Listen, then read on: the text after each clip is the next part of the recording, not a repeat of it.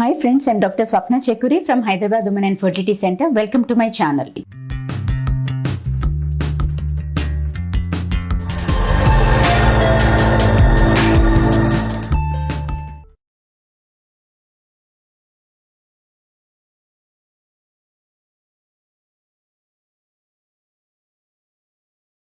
So ఇవాళ ఏంటంటే మనం చాలా కామన్లీ ఆస్డ్ క్వశ్చన్స్ అంటే నార్మల్ డెలివరీయా సిజేరియన్ అనేది దేని బట్టి డిసైడ్ చేస్తాము అనేది మీకు అవగాహన ఉండాలి. సో యూజువల్గా చాలా మంది అంటే అందరూ అనుకోవాల్సింది ఏంటంటే లైక్ మాకు నార్మల్ డెలివరీ అయితే బాగుండు అన్నట్టుగా చాలా మంది అడుగుతూ ఉంటారు.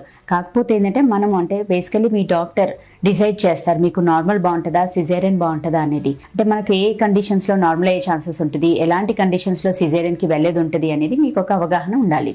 బేసికలీ ఏంటంటే లేడీస్, లో రిస్క్ లేడీస్ అంటే మనకు రిస్క్ ఫ్యాక్టర్స్ ఏమీ లేదు, బీపీ లెవెల్స్ నార్మల్గా ఉన్నాయి, షుగర్ లెవెల్స్ నార్మల్గానే ఉన్నాయి, అండ్ మెటర్నల్ వెయిట్ గెయిన్ అంటే తల్లి ప్రెగ్నెన్సీలో అంతా వెయిట్ గెయిన్ యావరేజ్గానే ఉన్నారు, and baby wait average baby birth weight ఉన్నప్పుడు, ఎస్పెషలీ 38 వీక్స్ కంప్లీట్ అయినప్పుడు అంటే 38 వారాలు నిండుకోగలానే మనకు బేబీ హెడ్ డిసెంట్ అనేది స్టార్ట్ అవుతుంది. అంటే బేబీ హెడ్ కిందికి జారుకొని అంటే కింద లేడీస్లో అంటే పెల్విక్ బోన్ ఉంటుంది కదండి, సో పెల్విక్ బోన్లో డిసెంట్ అయ్యి హెడ్ కిందికి జారి మంచిగా ఫిక్స్ అయ్యి సర్విక్స్కి వెల్ అప్లైడ్ హెడ్ ఉన్నప్పుడు అప్పుడు ఏంటంటే మనకు సిపిడి అంటే సెఫ్లో పెల్విక్ డిస్ప్రపోర్షన్ అనేది రూల్ అవుట్ అయింది. అంటే మనకు కింద నుంచి baby size, baby head size plus కింద అంటే మన లేడీస్లో పెల్విక్ బోన్ కెపాసిటీ నార్మల్గా ఉండి హెడ్ జారింది అంటే మాత్రం మనకు నార్మల్ డెలివరీ ఛాన్సెస్ బాగుంటాయి. సో హెడ్ జారిందా లేదా అనేది మనకి ఎప్పుడు తెలుస్తుంది, యూజువల్గా అరౌండ్ 38 కంప్లీటెడ్ వీక్ అప్పుడు పెల్విక్ అసెస్మెంట్ చేస్తాం. సో ఆ పెల్విక్ అసెస్మెంట్లో ఏంటంటే మనకు పెల్విక్ బోన్ కెపాసిటీ ఎలా ఉంది, బేబీ హెడ్ సైజ్ ఎలా ఉంది. సో హెడ్ సైజ్ యావరేజ్గా ఉండి పెల్విక్ బోన్లో కిందికి జారిందంటే డెఫినెట్గా మనకు గర్భసంచి ముఖద్వారంకి వెల్ అప్లైడ్ ఉంటుంది. సో అదేంటంటే మనం ఇంటర్నల్ చెకప్ చేసినప్పుడు మనకు తెలుస్తుంది బేబీ హెడ్ మంచిగా వెల్ అప్లైడ్ ఫిక్స్ అయింది, గర్భసంచి ముఖద్వారం పల్చబడ్డది అంటే దాని ఎఫేస్మెంట్ అంటాము, అలా మంచిగా పల్చబడి హెడ్ బాగా ఫిక్స్ అయింది అన్నప్పుడు మనకు నార్మల్ ఛాన్సెస్ బాగున్నట్టు. అదే 38 కంప్లీటెడ్ వీక్ అప్పుడు కూడా ఇంటర్నల్ చెకప్ చేసినప్పుడు హెడ్ కిందికి జారలేదు, హెడ్ పైకే ఉంది అన్నప్పుడు అండ్ గర్భసంచి ముఖద్వారంలో చేంజెస్ ఏమీ అవ్వలేదు అంటే యూజువల్గా అది మెత్తపడడం కానీ లేకపోతే పల్చబడము ఈ చేంజెస్ అన్నీ అవుతూ ఉంటాయి. So that's all natural mechanism, న్యాచురల్గానే అవన్నీ చేంజెస్ అవుతూ ఉంటాయి గర్భసంచి ముఖద్వారంలో. ఆ చేంజెస్ ఎప్పుడు అవుతాయి, మనకు బేబీ తల ఫిక్స్ అయినప్పుడు ఆ చేంజెస్ స్టార్ట్ అవుతాయి. సో అలా ఫిక్స్ అవ్వనప్పుడు హెడ్ పైకే ఉన్నప్పుడు ఏమవుతుంది, అప్పుడు ఈ చేంజెస్ అనేది స్టార్ట్ అవ్వదు. సో నార్మల్ డెలివరీకి ఛాన్సెస్ అనేది తక్కువగా ఉంటుంది. అప్పుడు మనం ఎలెక్టివ్గా సిజేరియన్ సెక్షన్కి వెళ్ళడం బెటర్. చాలా మంది అడుగుతారు అంటే పెయిన్స్ రాకున్నా కానీ మీరు పెయిన్స్ వచ్చేటట్టుగా ఇంజెక్షన్స్ పెట్టొచ్చు కదా, కొంచెం మెడిసిన్స్తో ట్రై చేయొచ్చు కదా అంటారు.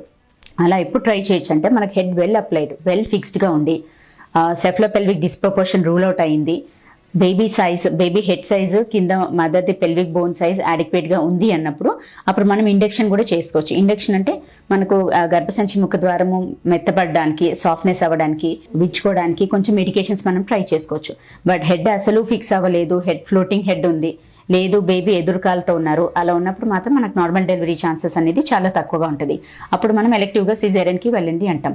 అండ్ కొన్ని కండిషన్స్లో డైరెక్ట్గా మనం సిజేరియన్ అని చెప్తాం.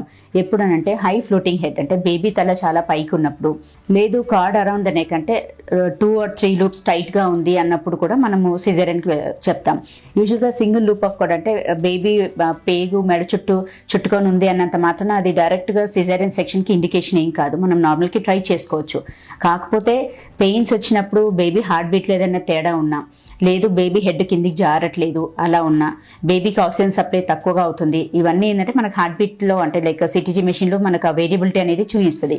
సో అలా ఏమైనా ప్రాబ్లం ఉంటే మాత్రం మళ్ళీ మనం ఇమీడియట్గా సిజేరియన్కి కన్వర్ట్ అయ్యేది ఉంటుంది.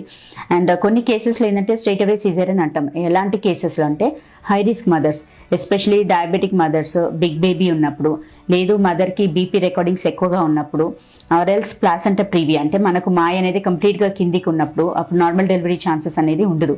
అండ్ దెన్ బ్రీచ్ ప్రెజెంటేషన్ అంటే బేబీ ఎదురుకాలతో ఉన్నప్పుడు అండ్ అడ్డంగా ఉన్నప్పుడు అంటే ట్రాన్స్వర్స్ పొజిషన్ అలా ఉన్నప్పుడు, అండ్ ట్విన్స్ అంటే కవలలు అట్లా ఉన్నప్పుడు, ఇంకా ఏదైనా హై రిస్క్ ఫ్యాక్టర్స్ అంటే వేరే రిస్క్ ఫ్యాక్టర్స్ లైక్ ఉమ్మినీరు తక్కువగా ఉన్నా, అండ్ ఐయుజిఆర్ బేబీస్ అంటే బేబీ గ్రోత్ ఉండాల్సిన దానికంటే చిన్నగా ఉన్నా, ఎక్కువ స్ట్రెస్ లెవెల్స్ ఉన్న, ఫీటల్ హైపాక్సియా, ఫీటల్ డిస్ట్రెస్ అంటే బేబీకి ఆక్సిజన్ సప్లై తక్కువగా ఉండి హార్ట్ బీట్లో వేరియబిలిటీ ఉన్నా కానీ మనము డైరెక్ట్లీ సిజేరియన్ సెక్షన్కి తీసుకుంటాం. సో ఫ్రెండ్స్ ఇవాళ మీరు అంటే చూసుకున్న అంటే మీకు బేసిక్ ఐడియా ఉండడానికి నార్మల్కి ఎలాంటి వాళ్ళు ట్రై చేసుకోవచ్చు, సిజేరియన్కి ఎలాంటి వాళ్ళు ట్రై చేసుకోవచ్చు అనేది ఇది మనకు బేసిక్ ఐడియా ఇచ్చాను.